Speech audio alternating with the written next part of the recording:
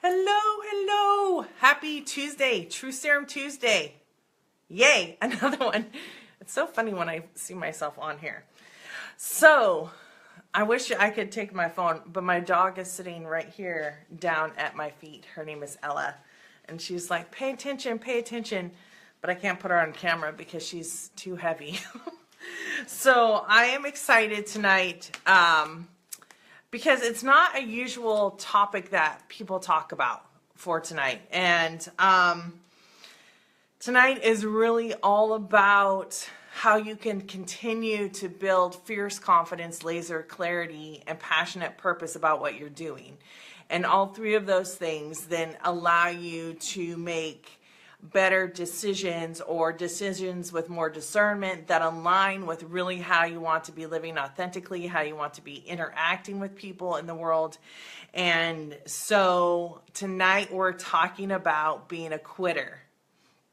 And if you're on here, please make sure to say hi. I'd love to say hi to you. And this topic came to me because honestly, there's something that I'm contemplating in my own realm right now that I'm deciding whether or not I want to, I don't know, I guess you could say quit doing something. And I don't mean like doing something like eating sugar or anything like that, although all those things can be something you consider quitting.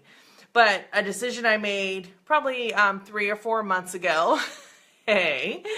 And hi, Ronica. 3 or 4 months ago. And, you know, I made the decision knowing that, okay, well, you know, what's the worst that could happen? And I've talked about this before, like really, what is the worst that could happen if I make this decision? Hey, Gail, nice to have you. Tonight we're talking about being a quitter. Yeah, quitting. Yeah, because it's like, historically, you know, you've been told, oh, don't be a quitter. Well, don't quit on yourself, or, you know, all those kinds of things that we've been told. And I'm just kind of trying to buck the system right now. Because there comes a point in time, and at least in my own life, and I don't know if any of you have experienced this, when I need to make a decision whether I'm going to continue on with something or whether I'm going to stop or quit. You know, when I'm going to quit a job, whether I'm, whether or not I'm going to quit doing this one exercise, whether or not I'm going to quit demeaning myself. And so in those things, when we are experiencing negative things in our life, it's easy to quit. But how do we know, or how do we say become a quitter when you're weighing options and there's not really anything that's majorly negative happening, but there's not really, you know, it's like the negatives or the positives and the negatives are kind of just there weighing each other, and you can see how each thing can go either way. So it's not a life or death situation. It's not a, I mean, so much sugar that I'm destroying my own health, you know, not like a detriment. But what I'm talking about is creating discernment about quitting and not attaching a negative connotation to quitting. Quitting isn't always negative, and it doesn't have to be a negative if things really aren't going horribly either. So there's a couple of ideas I have around this, and it's come to me because I'm in the middle of making this decision. So I'll tell you about this decision. And it's kind of funny that I'm sharing it because I shared it with all of you a few months ago. So it's been probably like 3 or 4 months that I've expanded my office space. And so I have 2 offices. They look really cool. I really love the space. And it's kind of like I'm trying to decide whether I want to reallocate resources. So it's not that necessarily I can't afford them. It's not that it's too big or it's too small, but it's more like, where do I want to invest my, I guess I would say, my money and my time. So I love the space. If I had to say right now, I'll say, you know, I really don't want to give it up, both spaces. And then a minute later, I'm like, well, like if I did this, then this would allocate more resources to this thing, which would then grow my business. And then it would allow me to create less stress in my life And that would then create more open space to energetically let other things in. So how many of you on here right now, and I know it doesn't appear to be that many, but even if you're watching this recorded, like how many of you have contemplated a decision like I'm talking about? So it's not really do or die, but it's more like, okay, how am I going to discern? How do I create some discernment around this? And there's going to be 3 different sayings that I give you tonight that's really going to talk about how to create this discernment. Because really, as I always say, we have to go where? We have to go back within. So although I'm making a decision about whether I want to keep an extra space because I love the space, I have to decide what will get me or what will include the more authentic way I want to be living. So Gail says that she's been dealing with a lot of decisions like this a lot lately. Where do I create boundaries for myself? Often a question lately. Yes. So like it's not like you're majorly suffering or it's a do or die, but you're like, okay, if I do this, this is kind of what that feels like. This is how I interact. I could do this other thing. So Gail, tell me really quick, and even Veronica, if you have an opportunity, tell me how you choose. Because right now, I'm in the middle of this decision. The lease is coming up for one part of the office. And I have a choice. Like, do I renew that lease? Or do I allow to let that go, create more open space, create more ways and finding about how to work from my home office more. So those kinds of decisions. So the first thing that's so important is creating a support system before you reach the bottom. So a lot of us that are in helping professions, and I know a lot of you out there are, and even if you're not, if you're constantly helping other people, we often believe we have to hit rock bottom before we do anything. Oh, I can last a little longer. Or, oh, I can endure this. Or, oh, well, I can just keep sacrificing that. Right? You can say all those things to yourself, and then we drive ourselves kind of into the ground with the same kind of behavior when we don't have to drive ourselves into the ground. Consistently feeling like I have to give up something to gain something, then being irritated because I don't want to give up all the hard stuff I worked for. Yeah. So when we create what Gail's, it's kind of like what Gail's talking about. When I consider this question about giving up one of my offices, I seek support, right? I talk to people that I respect and that I trust that'll give me what really is the truth, what they see, and what benefits are there, and what other ways of maybe thinking about something. Because when I think about it all in my head, I only know what's in my head. I don't, I'm not often able to expand outside of my own thoughts that often. So people present me. So one of the things that we need to do is create support systems before we have to make the decision gets into a desperate way of being. So before March 30th, I'm going to need to know what my decision is going to be on March 31st. And I'm going to do that over this next 2 months and then really decide. So I'm going to create the support system. If you don't have a support system, look out for people that you can trust that can help you. Reach out. Don't suffer so much so long, right? So the first thing you're going to do when you're thinking about quitting something, and in my example, I'm going to quit on I'm going to quit one of my offices, or I'm not going to. So when I do this, I'm going to seek some support.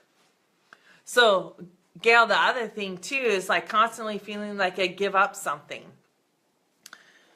I've dealt with that thing here too. Like, am I going to give up this part of my office, and what am I going to miss out on if I give it up? And I have to switch my thinking. I have to say, what will this open up for me? And saying to myself, it's my choice. I get to choose. It's no one's making me do it. I get to choose. So, the second saying I have is, whatever is on your plate got there because you said yes to it. So, I got an additional office because I said yes to it. Hey, Tammy, nice to have you. You know, I said yes 4 months ago, knowing that I could support this other office, not knowing whether it was going to be kept for a long time or only a short amount of time. Oh, I miss you too. But I took a risk. It was a calculated risk. I said yes to it. And now I've tried on that risk. I've tried on this extra office. And now it's all about, I can say no. I can quit one part of my office.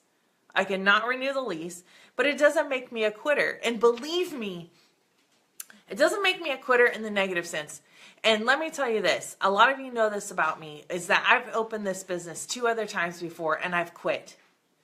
Because I was too overwhelmed, because I didn't have a solid foundation, and I was saying yes to a lot of things and not ever saying no to other things that would allow me to be expansive. So I quit. And it wasn't because I didn't have clients, and it wasn't because I wasn't good at what I was doing. It was none of those things. But I didn't think it through. First of all, I didn't build the support system I needed. And second of all, I just kept saying yes. I chose to say yes. And so I had a lot of fear about doing this again. That's the honest truth. I had a lot of fear about saying, what if I end up quitting again? What if I end up failing again? But the things I learned from those first 2 times of opening a private practice only enhanced my ability to know that I could do it this time and to know better what to do so it would be sustainable. And sometimes quitting means you're able to sustain yourself. So, the first thing you're going to do is create support systems. And then we're going to talk to ourselves and say, whatever we have on our plate got there because we said yes to it. We're going to own it. We're going to empower ourselves to be able to make a decision about that. So how does that sound to you guys? We're talking about quitting and how quitting isn't always a negative thing. Quitting can mean that you open up space. It's kind of like when your yes really means no. Your yes is going to need to mean no. Oh, I'm getting tangled up on my words. Your yes will sometimes and often mean that you need to say no in another area so you don't end up just overwhelmed and feeling like you have no option and you're constantly, like Gail saying, giving up stuff because you just can't handle it or whatever, you know. And so that's the second thing. And the third thing that comes from this kind of practice is know that you are the expert on you. So I can check in with my support people. I can build a support. I can realize that I said yes to an extra office and it doesn't mean anything if I say no. It doesn't mean I'm failing. All it means is that I'm saying no and choosing to reallocate resources to something else. And some of those resources are for me. So I have to keep myself built up during this time, that self-care. And as much as I ask other people, I need to know that I can trust the divine knowing within me. So, Gail, Veronica, Tammy, you know, when you guys, what is your divine self telling you about, like, a decision that you're going to quit something? So, Gail, since your example's up here, you feel like you have to give up something to gain something, than being irritated because I don't want to give up all the hard stuff I worked for. Well, what is your divine self, your divine knowing within you telling you? and taking a moment to turn into that. Because as much as we ask people for feedback, as much as we may ask people for listening ears, you will know. You know what's best for you. No one else knows what is best for me but me. So when I make the decision, whether people say, don't give up your office, don't do it, don't give up the second office, it's so beautiful, we love it here, I have to know my own divine knowing. And that only comes from being within, right? Hey, Margaret, nice to have you. When you start trusting the divine knowing, then you start building majorly fierce confidence. We're not talking about just fierce confidence. We're talking majorly fierce confidence, because you're doing and living and interacting the way you want to be in this world. You have choice. You have empowerment because you know yourself the best. So if by March 30th I say, okay, I'm not going to give up this other office, I'm going to have both offices, then I can choose and I can be fully empowered in that. If I say I'm going to give up an office and people are like, no, don't do it, I have to know that it will all be okay. The one office will be enough. And if I choose in the future, I'll just expand again. I mean, see what I'm saying? So Gail says, I will not be able to do my job to the best of my ability if I keep saying yes. I need to take care of myself in order to keep helping my clients. How many other women on here feel that way? How many other women on here feel that you can't be able to do your job or be the best mom or be the best entrepreneur or be the best sister, whatever, to your ability if you keep saying yes all the time? See, what we like to do is blame ourselves for quitting. Oh, you quit. Couldn't handle it, right? I mean, like, I have those things going on in my head a lot. I just don't pay attention to them anymore. And honestly, they are less than they ever were before because I'm trusting the divine self because I know myself better than anyone. So when you're the expert, then Gail is saying she knows her divine self is telling her, if I keep saying yes, I'm not going to be the best that I want to be. So then you start making actions. You start creating strategies, right? So it's all about being a quitter and how when you quit, or if you are a quitter, not in a negative connotation way, but if I decide to quit something, I know that I've made the best decision for myself, no matter the expectations of other people. And it's not in this, I don't know, Margaret, if you were watching earlier, but it's not this do or die situation. We're not talking about that. We're talking about decisions that you're contemplating each side of the scale, and it could go either way. And so how I'm going to make my decision is knowing myself, trusting my divine self, asking my support people, getting support people, and knowing that I have the empowerment to say yes, I can quit this and it will all be fine because I know that this is the best for me. And sometimes other people don't like that. I've been in that situation before. And you just have to still know and trust yourself.